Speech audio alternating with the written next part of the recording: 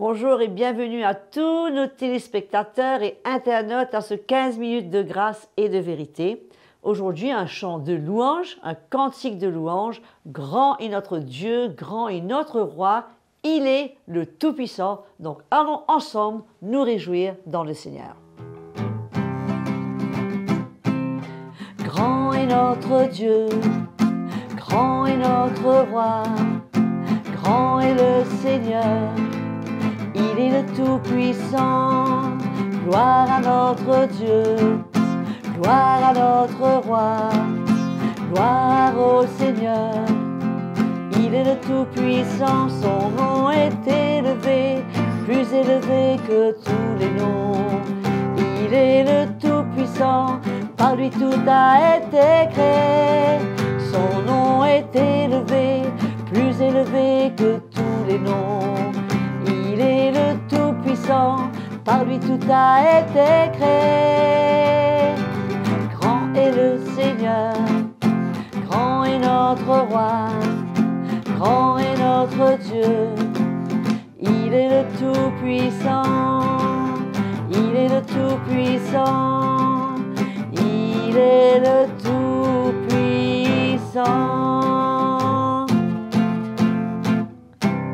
Alléluia, très vieux cantique, mais rempli de joie que nous pouvons certainement utiliser dans nos assemblées comme nous allons nous réunir et célébrer le Seigneur ensemble. Le moment est venu pour la parole de Dieu. Aujourd'hui, le pasteur Mickey Hardy va continuer dans les déclarations des apôtres et va nous parler cette fois de ce que Paul dit aux Philippiens au chapitre 3, au verset 12. Comment il a dit que lui, son expérience personnelle, il dit « Je cours vers le but ». Mes frères et sœurs, quel exemple extraordinaire et quel secret de l'apôtre Paul. Il va continuer, il va nous dire, en ce qui le concerne, il ne regarde pas en arrière, mais il se porte vers ce qui est en avant. Donc sans plus tarder, nous accueillons pasteur Mickey Hardy avec des cœurs grands ouverts et je vous retrouve tout de suite après. Merci Audrey, merci pour ta fidélité d'être avec nous presque tous les jours pour nous introduire dans un chant de louange ou d'adoration. Merci encore. Nous apprécions. 15 minutes de grâce et de vérité, c'est le thème de notre programme. Et je vous rappelle que nous parlons des déclarations des apôtres. Très important parce que bien sûr que ça fait le 3/4 pas le 3/4, mais 90% du Nouveau Testament, les lettres écrites par les apôtres. Donc, c'est important pour nous de bien méditer et de saisir le cœur qu'il y a derrière tout cela et le plan de Dieu, la volonté de Dieu pour notre vie. Très important pour nous aujourd'hui, de tous les jours. Amen. Lire la parole de Dieu tous les jours. L'homme ne vivra pas seulement de pain, mais de toute parole qui sort de la bouche de Dieu. Quelle nourriture de tous les jours pour nous. Amen. Donc, nous allons lire aujourd'hui dans l'épître de Paul aux Philippiens, au chapitre 3. Philippiens, chapitre 3, versets 12, 13 et 14. Nous allons constater ici l'attitude de l'apôtre Paul concernant son salut, concernant sa vie, concernant le plan de Dieu pour lui. Et bien sûr, en nous exprimant son cœur dans ces quelques lignes, je pense que nous tous, nous devrons saisir l'opportunité pour faire le même. Amen. Donc nous lisons au verset 12. Ce n'est pas que j'ai déjà remporté le prix ou que j'ai déjà atteint la perfection. Mais je cours pour tâcher de le saisir le prix. Puisque moi aussi, j'ai été saisi par Christ. Frère, je ne pense pas l'avoir saisi, mais je fais une chose, oubliant ce qui est en arrière et me portant vers ce qui est en avant, je cours vers le but pour remporter le prix de la vocation céleste de Dieu en Jésus-Christ. Voilà un exemple, voilà un but que nous avons besoin, nous aussi, de transporter dans notre cœur, de comprendre le but. Paul, apôtre, serviteur de Dieu, ministre de l'Évangile, vient faire cette déclaration aujourd'hui que nous lisons. Il dit « Je n'ai pas encore remporté le prix » ou que j'ai déjà atteint la perfection. Sa première conclusion pour sa vie, c'est qu'il n'est pas arrivé encore. Il est dans le service de Dieu, il prêche la parole de Dieu, mais il dit « Je n'ai pas encore remporté le prix ». Le prix de la vocation céleste, bien sûr, il parle de cette éternité avec Dieu, il parle de la gloire céleste qui l'attend, mais entre-temps, il comprend qu'il n'a pas atteint la perfection. C'était son désir, c'était son but, c'était sa vision, c'était la révélation qu'il avait reçue de la part de Jésus lui-même. C'est pourquoi la Bible nous dit qu'il prêche l'Évangile afin de présenter à Dieu tout homme parfait en Christ. Tout homme parfait en Christ. C'est une course, c'est un chemin, c'est un combat, c'est une croix que nous avons besoin de prendre et pour pouvoir vraiment remporter le prix et arriver à la perfection. Donc Paul vient nous encourager pour nous montrer que même lui, prédicateur de l'Évangile, il n'est pas arrivé encore. Il n'est pas parvenu à la perfection. Il est sur le chemin de la perfection. C'est pourquoi personne n'a besoin de se décourager. Parce que nous sommes tous sur ce chemin pour atteindre la perfection. Et bien que nous pouvons tomber, bien que nous pouvons passer à côté, on se reprend, on se repent, on continue, on reçoit le pardon du Seigneur et on court vers le but. Amen. C'est ça l'attitude que nous avons besoin d'avoir. Malheureusement, beaucoup de chrétiens sont satisfaits de ce qu'ils sont. Le Seigneur a commencé une œuvre dans leur vie, ils sont contents, ils en ont témoigné, et c'est vrai, mais souvent, on est satisfait de cette expérience que nous avons eue avec le Seigneur, satisfait de l'œuvre du Saint-Esprit dans notre cœur, nous avons changé, des choses se sont passées dans notre vie, mais ce n'est pas tout.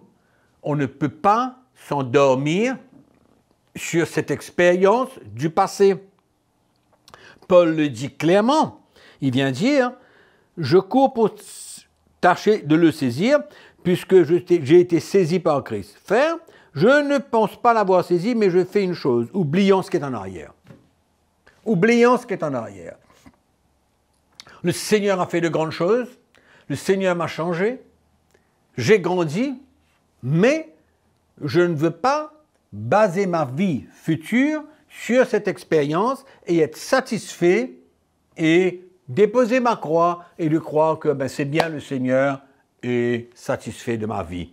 Non, c'est une persévérance, c'est une continuation de l'œuvre de Dieu dans notre vie, de ce travail profond du Saint-Esprit dans notre cœur pour nous changer et nous emmener à l'image de Christ. C'est ça la perfection. Il y a un seul parfait, c'est Jésus. Amen.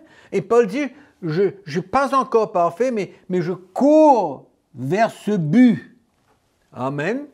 C'est extraordinaire. Donc on ne regarde pas en arrière, mais on regarde devant nous. Tout ce que le Seigneur a prévu pour nous, tout ce que a été préparé d'avance pour nous par le Seigneur, pour nous permettre de grandir, que ce soit des épreuves, des difficultés, des persécutions, des afflictions, de l'opposition, des tribulations, toutes ces choses-là. Amen. Ce sont des moyens pour nous de parvenir à la perfection si bien entendu, nous avons une attitude de cœur qui accepte le changement et qui accepte que le Saint-Esprit œuvre en nous pour nous briser, nous former à l'image de notre Seigneur Jésus-Christ. Alléluia. Donc, Paul dit, j'ai été saisi par le Seigneur. Amen. J'ai été saisi par le Seigneur. Mon cœur a été gagné par lui. Amen. Il est le Sauveur et le Seigneur de ma vie. C'est pourquoi je suis déterminé, c'est pourquoi je ne veux pas regarder en arrière, non, mais je regarde en avant. Amen. Et je crois que nous tous, enfants de Dieu, c'est cette attitude que nous avons besoin d'avoir. Jamais être satisfait. Amen. Parce que la perfection, c'est notre vision. Amen. Nous ne serons jamais comme Christ sur cette terre. Non, jamais. Mais on a besoin de courir cette course vers la perfection. C'est ça le plan de Dieu pour notre vie. Et nous ne pouvons pas juste baisser les bras et ne pas accepter et ne pas comprendre encore tout ce que le Seigneur veut faire dans notre vie. Amen. Donc c'est une course. Et Paul dit, je cours vers le but. Hein? Il sait où il va. Et si on lit un petit peu sa vie, dans le livre des Corinthiens et ailleurs, ben nous comprenons que l'apôtre Paul a vécu des expériences extraordinaires avec le Seigneur. Extraordinaires. Il a grandi. Amen. Il a grandi. Il est devenu un vrai serviteur de Dieu, mais dans son cœur, il n'a pas perdu la vision. Il n'a pas perdu la vision d'être construit par le Seigneur, de courir cette course vers la perfection. Et c'est ça que je veux vous encourager, mes frères et sœurs. Ne pas être satisfait, ne pas s'arrêter au travers des situations difficiles de la vie. Non, ces situations-là tourneront à la gloire du Seigneur. Si seulement nous sommes prêts et on veut grandir dans cette situation et ne pas laisser les situations nous écraser. Amen. Mais de prendre notre croix et de suivre le Seigneur, d'accepter la main du Seigneur dans notre vie et de savoir qu'au travers toutes ces situations difficiles, ben, le Seigneur est en train de nous travailler. Il y a un travail du Seigneur dans notre cœur et dans notre vie pour nous parvenir à la perfection. Amen. Pour que nous puissions arriver à la perfection.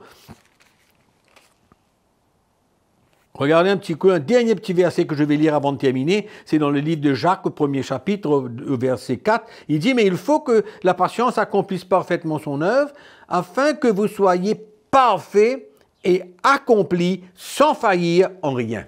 Amen. C'est le même cœur. Alléluia.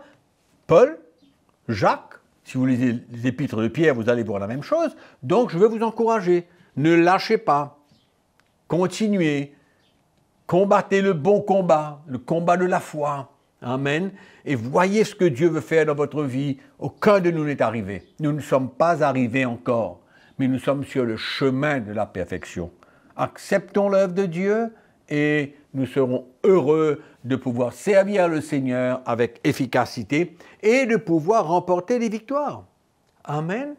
Que le Seigneur vous bénisse, mes frères et sœurs. En attendant la prochaine session, que la grâce du Seigneur soit avec vous à tout moment. Nous avons tellement besoin. Et n'oubliez pas que nous vous aimons. Amen. Voilà, même l'apôtre Paul reconnaît, mes frères et sœurs, qu'il n'est pas arrivé. Il reconnaît qu'il est sur un chemin de perfection, mais qu'il n'est pas encore arrivé. Et c'est souvent le danger de beaucoup d'entre nous, les chrétiens, où nous pensons que, voilà, nous avons coché les cases et nous sommes bien. On est arrivé. Il n'y a plus besoin de ressentir cette nécessité d'être changé par le Seigneur. Donc, si vous avez été béni par ce programme, merci de le liker, de le partager, surtout de ne pas oublier de vous abonner à notre page CityAma YouTube et toujours cliquer sur cette petite sonnette afin d'activer les notifications. Je vous dis donc à très bientôt, au prochain rendez-vous de ce 15 minutes de grâce et de vérité. Et jusque-là, continuez à vous aimer les uns les autres et à servir Jésus de tout votre cœur.